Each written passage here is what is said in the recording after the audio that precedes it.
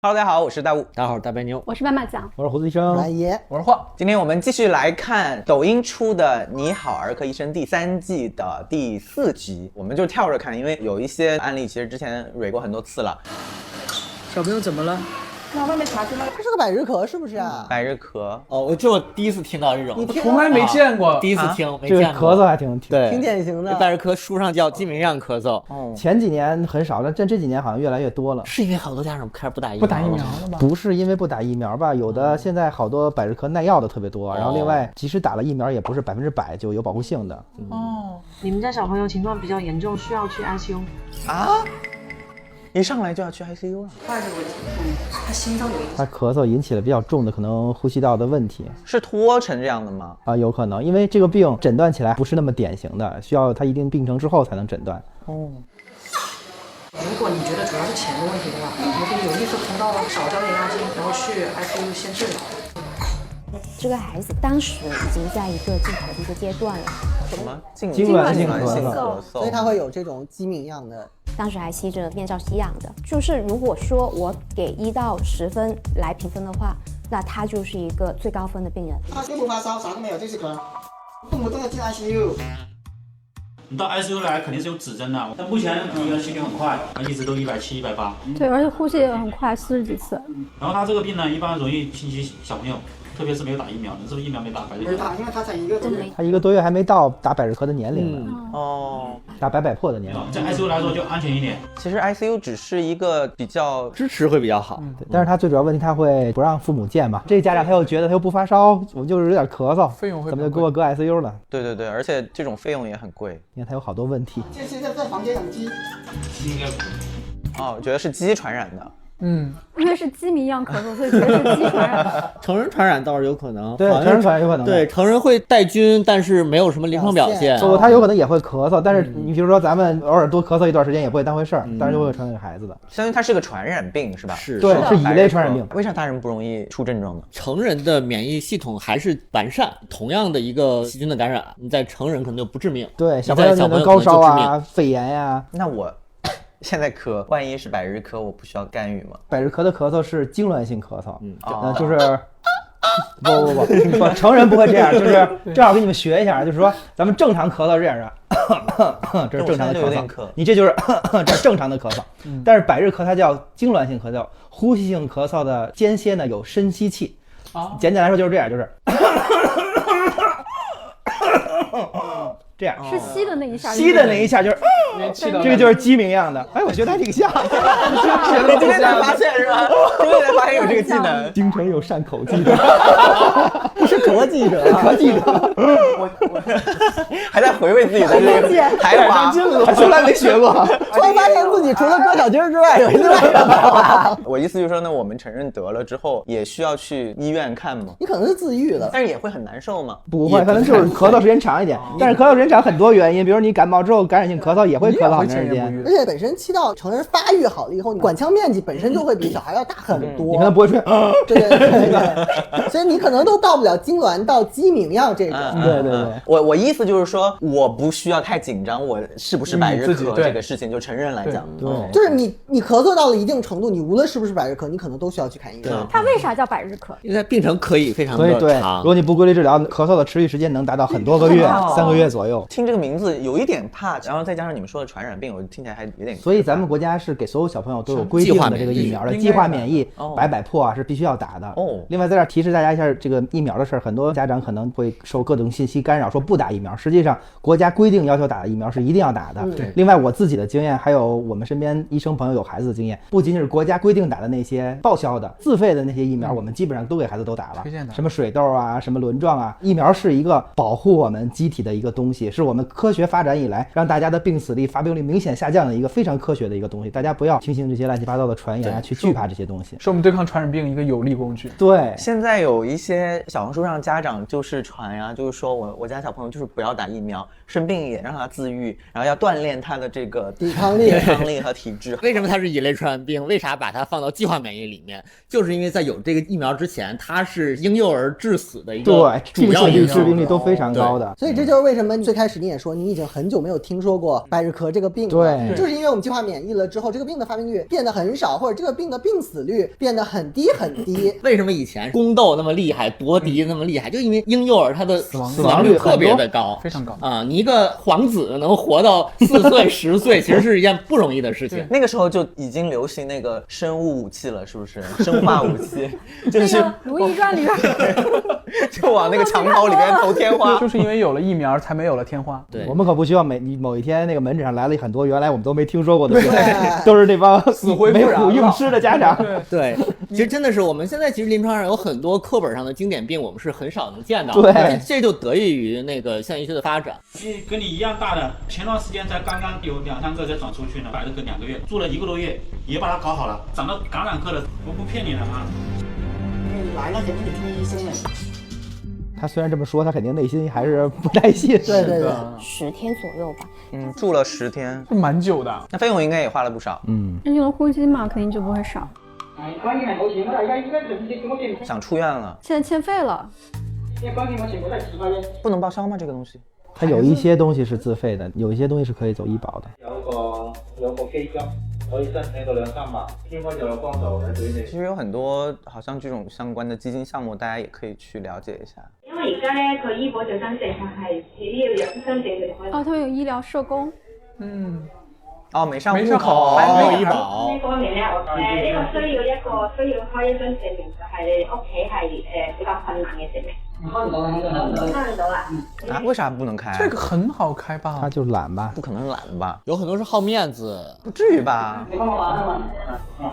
他就是懒，又不想你自己弄，你去帮我弄吧，你帮我跑一跑，他就很懒。所以我是觉得，就是像纪录片里的这个爸爸，他如果是一开始就有一个比较好的这种少儿医疗保险给到孩子的话，应该也能减轻很多看病的支出以及心理负担嘛。其实一开始虽然是说。我们都怀疑它不是说最重要的是钱，但是肯定这也有一定原因，肯定是有一个对。我经常会碰到那种病人，就是他住院的时候心态非常好，你说用什么药好你用，然后其实他是因为有伤有补充医保，对，他就非常平静，只要你说这个对我们是好的啊，对，就解决了。对，我觉得有了保险之后，可能他心态上更愿意去相信你不会去给我是不是有过度啊或者什么钱给松弛感。对。如果你拔了管出院。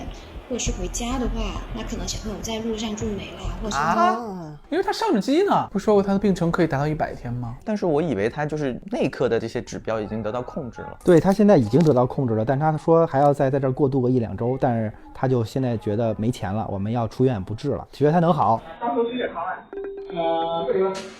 他胃管也要拔掉，这医生好无语啊。刘志珍。打这个用针啊，它不好打，到时候抢救用它。你把它拔了。什么都不要，全都拔了。再打完看有办法呢。我们尽我们自己的义务，跟你说后面的治疗要怎么样的，你又不听。有意养就好了，这些大东西，大家会怎么还？自己不得生，又不得养吗？你大孩子不用腿都能干活呀！哇塞，我觉得骂的好爽。跟他妈妈讲啊，很明显的爸在家里肯定是很强势的。20分钟又回来了啊？估计呛了吧？发烧了才是敢。我觉得他不是钱闹的，他就是不信任。对，他就是不信任，他是不信任。你看他觉得他热了，他又给抱回来了。他要真没钱，他就抱走了，他绝对就不治了，就不抱回来了。他就是最开始我说的，你就咳嗽，你给我搁 ICU， 我也看不见这孩子。对，这次抱走了，发现烫了，给弄回来了。但实际上这样花的钱会更多的。对，折腾一重来一遍。刚才所有的这些都要。内管也拔了，中阴静脉也拔了，那这个再扎呗。中阴静脉很孩子受罪啊，重新扎一遍，重新下一遍。这么小的孩子，本身这么小的孩子，你留这种神经脉就是有很高的风险的，而且他那一侧肯定已经不能再用了。对，还得换一边。比如说刚才留的左边，他左边肯定不能再用了。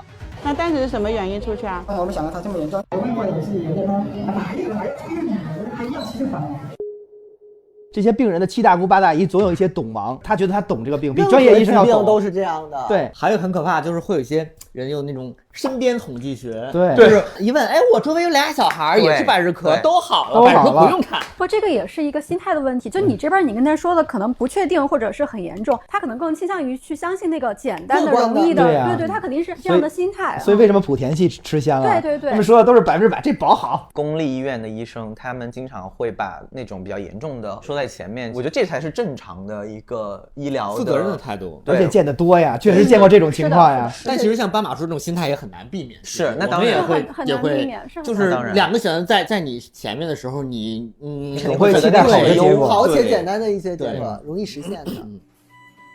是在急诊 ICU 了，又回 ICU 了，对，折腾一遭，本来可能待2天就能脱机了，这又得再一轮。这一趟就不知道多少天了。关键这孩子遭罪啊！对啊，招谁惹谁了？插管拔管的。而且这个病是能治好的，不是说你花了钱最后人财两空的那种。这才10几分钟就已经有整个唇都是变黑的，就缺氧啊。他相当于刚刚进了急诊，然后现在才回 ICU， 从急诊又进了 ICU， 可能回到了1周之前。重回1周之前。哎，我就看不了这种。因为不好扎嘛，他把之前深静脉给拔了，好不容易扎进一个粗的，这不好扎，只能又再扎外周。他才2个月大，打过的静脉、打过的血管就是很难打的，都扎到骨了，骨脉了。摊上这么个疤，真的。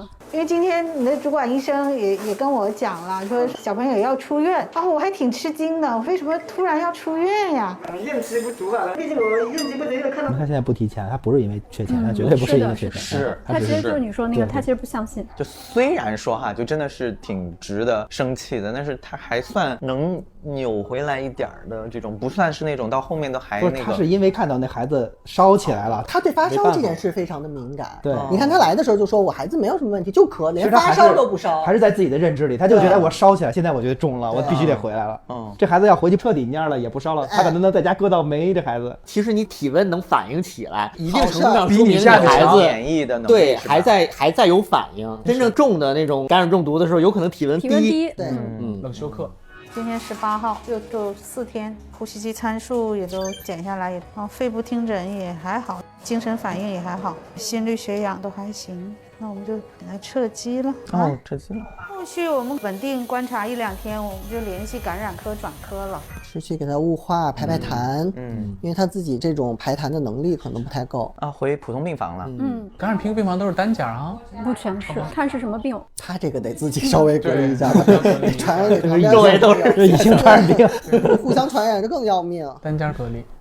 之前呢，误会那个肯定是乱来的了。因为自己没经历过的东西，没经历多了。我觉得他现在态度还行。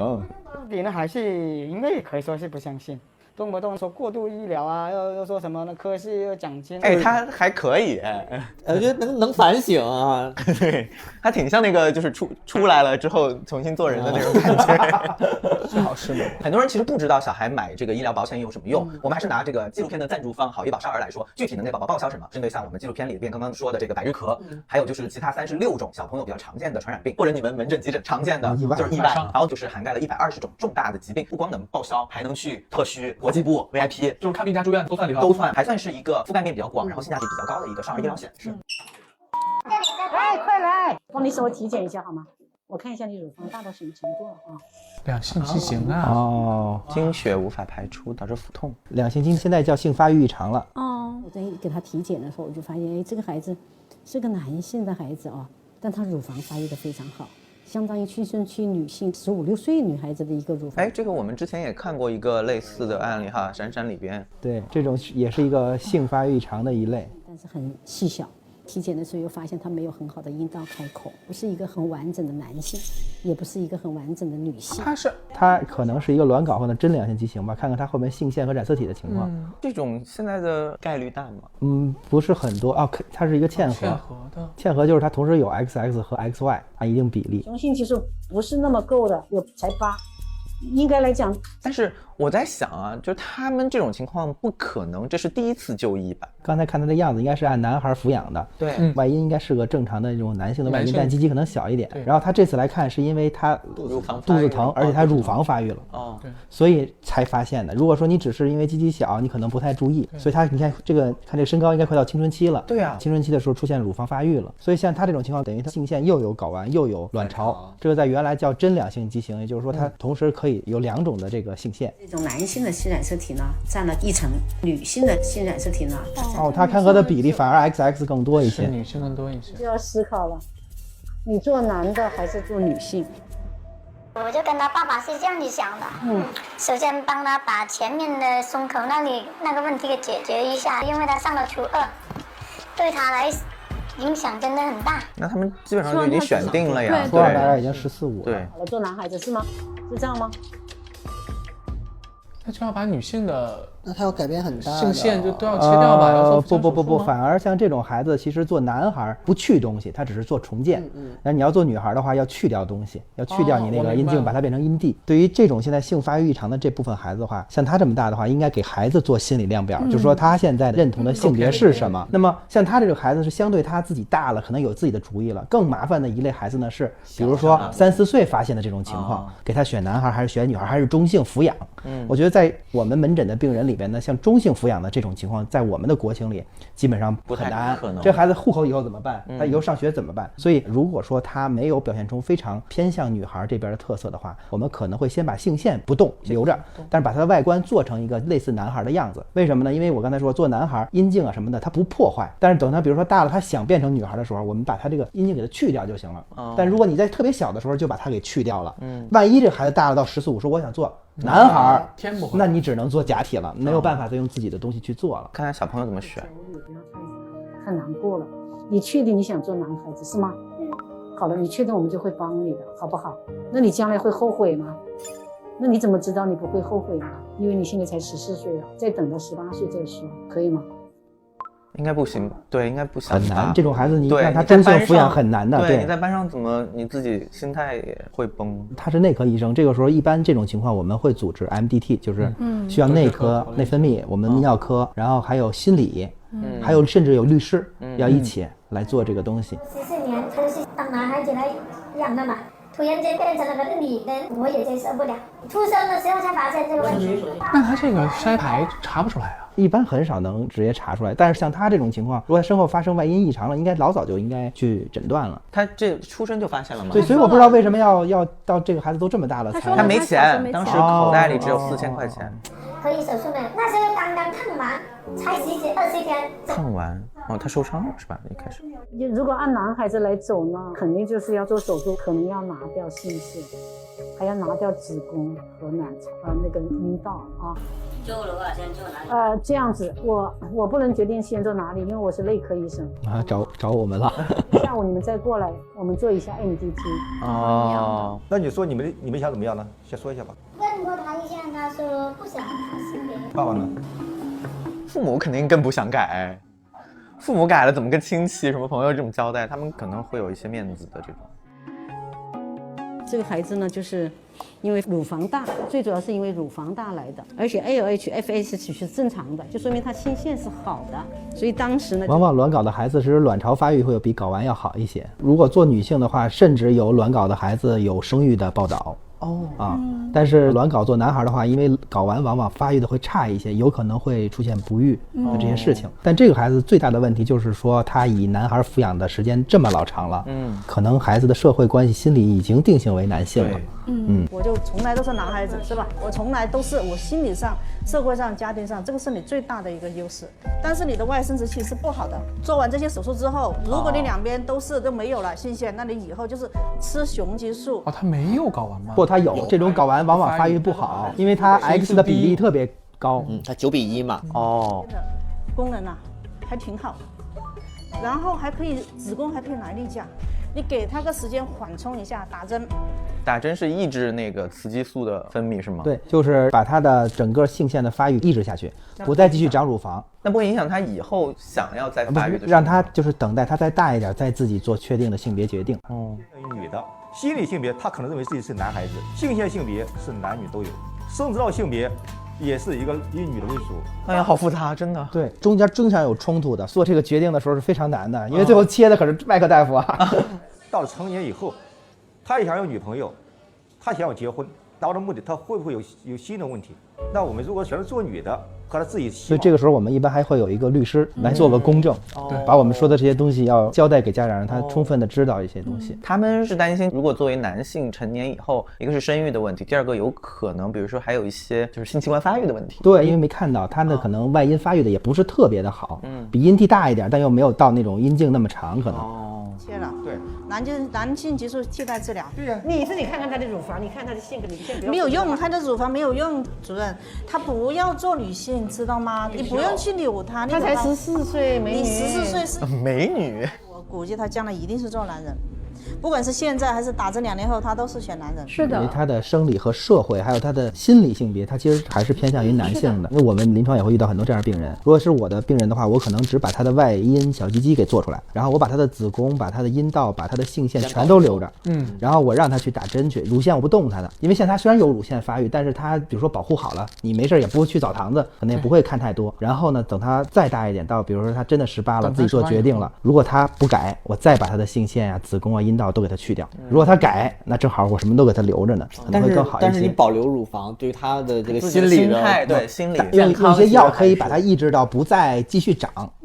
但是他现在这个每次自己看到就会，或者如果说对乳腺要求特别高的话，我们也做乳腺的切除。那么以后你想做女孩做一个就是乳腺的再造，会比其他的再造要相对的简单一些。所以就是尽量少做破坏性的手术，给自己留点余地。就我觉得对，是这个大夫，就是因为家长太坚决了，他反而要让他认识到这些。如果家长会觉得犹豫，那其实他会觉得可能家长理解了，那你家长犹豫之后，你回去再做的选择，那可能我就会更倾向于尊重。但是家长就没有任何犹豫，直接就是我要做男孩，我要做男孩，我要做男孩。小朋友没有表达出任何一点想做女孩的这个之后，我觉得他肯定是斩钉截铁要做男孩的。你也不能说他因为他的性腺适合做女孩，你就非得搬过来让他做女孩，对吧？他的那些缺陷，只要他的家长能接受，和这个孩子本身未来能接受，可能不是当下的产出的一些劣势，未来结婚包括生育这些问题，包括夫妻生活这方面的问题，如果你能接受的话，那但我觉得他们没有考虑那么远。是的，他这个父母和孩子其实更多的都是着眼于眼下的问题，对吧？现在的心理压力、家庭社会的压力，然后孩子考虑也是现在的我的这个承受这些压力问题，他可能没有太多的考虑到以后的事儿。所以说要留有余地嘛，不要把这个东西都给做绝了，还是给他一次反悔的机会。就是很难考虑到长远的目光。我们做其他的决定也是，你很难就全都权衡利弊的了。对，但他做女孩的话也是，他内心的如果接受不了自己就是是的，对啊，所以就是你必须让家长和孩子都听进去我们刚刚说的这一系列的好和坏嘛。所以他为啥一直讲好几十遍？而且你就说这么多年我就是个男孩的这种，然后你突然今天告诉我说你要尝试去做女孩，我甚至都不知道我应该怎么去做，对吧？是我从哪一步开始，也不能说人家完全没考虑吧。你知道吗？打那个针就是控制他的性腺发育吗？懂了吗？让他自己的性腺不分泌男性激素，也不分泌女性激素。他那个费用，但这个不影响身高啊什么的，是吗？有的时候会抑制的，这个时候打着生长激素让他来长身高。你这个不会很贵，先用个半年，边用边观察，可以吗？他们也劝他不做，就是先打个针观察一下呗，是不是能不能抑制的好呗？抑制的，就是把他那个性腺，对，把性腺给打掉，让他不使劲分泌雄激素和雌激素，然后给他一个思考这些事儿的一个机会。这毕竟刚聊了2次吧。哎，怎么样啊？你们2个？最终估计还是要选男性的，我觉得这个孩子太大了。先用基因 HA 控制他的性腺发育。他们决定不做。不要有雌激素，也不要有雄性激素分泌。达成这个共识，先把首要矛盾解决了，不要让他每个月来1次例假那么痛，是吧？那就打针是可以解决这个问题的。